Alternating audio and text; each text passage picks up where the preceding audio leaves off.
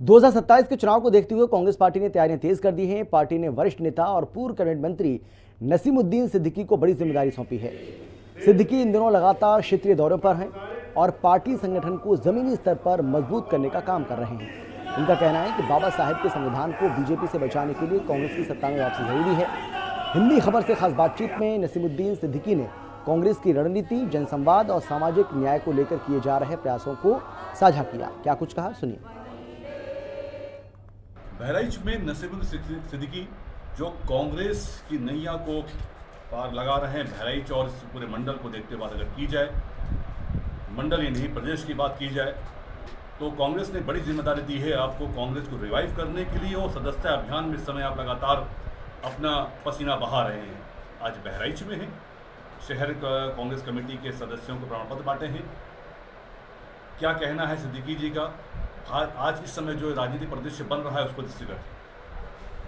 देखिए, कांग्रेस पार्टी का संगठन सृजन कार्यक्रम उत्तर प्रदेश के साथ साथ पूरे देश में चल रहा है।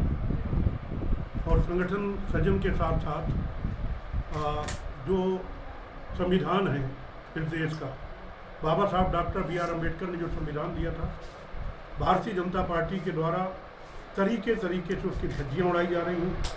तो संविधान को बचाने के भी हमारे कार्यक्रम पूरे देश में चल रहे हैं। और जिन पदाधिकारियों का मनोनयन हो गया, चाहे वो जिला हो या शहर हो, तो उन पदाधिकारियों को शपथ ग्रहण कराना और उनको प्रमाण पत्र देना, उनके पद का कि भाई आप इस पद पे नियुक्त किए गए। ये कार्यक्रम चल रहा है।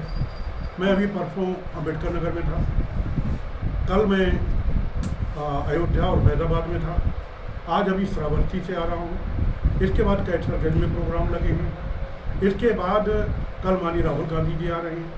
उसके बाद मेरा मऊ जिले में है, उसके बाद मेरा आजमगढ़ जिले में है, उसके बाद मेरा मेरठ जिले में है। पूरी यूपी में हमारे कांग्रेसी लगे हुए हैं। उसी क्रम में मैं भी प्रयास कर रहा हूँ कि कांग्रेस ही एक ऐसी पार्टी है। माननीय मल्लिकार्जुन खड़गे के निर्देश पर हम लोग लगे हुए हैं, जो हमारे राष्ट्रीय अध्यक्ष हैं। माननीय राहुल गांधी जी से प्रेरणा लेकर के, माननीय प्रियंका गांधी जी से प्रेरणा लेकर के हम संगठन को मजबूत करने में लगे हैं और एक एक व्यक्ति को कांग्रेस से जोड़ने में लगे हुए हैं। सिद्दीकी साहब अभी केशव मौर्य उप मुख्यमंत्री बहराइच आए 2 दिन पहले, और उन्होंने एक बड़ी बात कही है यहाँ पर कि कांग्रेस पार्टी या विपक्षी दल पानी का बुलबुला है और वो बुलबुला फूट गया। और उनका इशारा 2024 के जो लोकसभा चुनाव थे उसमें जो संविधान की पुस्तक लेकर के राहुल गांधी चल रहे थे और आप लोग चल रहे थे और संविधान बचाव का नारा ले रहे थे, उसको देखते हुए जरूर कांग्रेस भाजपा सीट जरूर कम हुई इस बार इस लोकसभा चुनाव में जरूर। लेकिन उनका कहना है कि फिर वो हरियाणा का चुनाव है और दिल्ली का चुनाव है या आप और चुनाव महाराष्ट्र चुनाव है, उन चुनाव में उनको विजय श्री मिली। लोग सजग हुए, जागरूक हुए और उन्होंने वापस भाजपा को जीत दिया। ये भारतीय जनता पार्टी का इतिहास क्या है?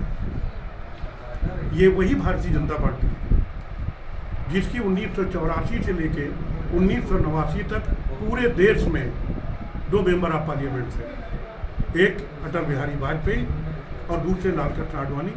बाकी पूरे देश में जमानत जब्त हो गए थे। हमारी इतनी बुरी हालत तो नहीं।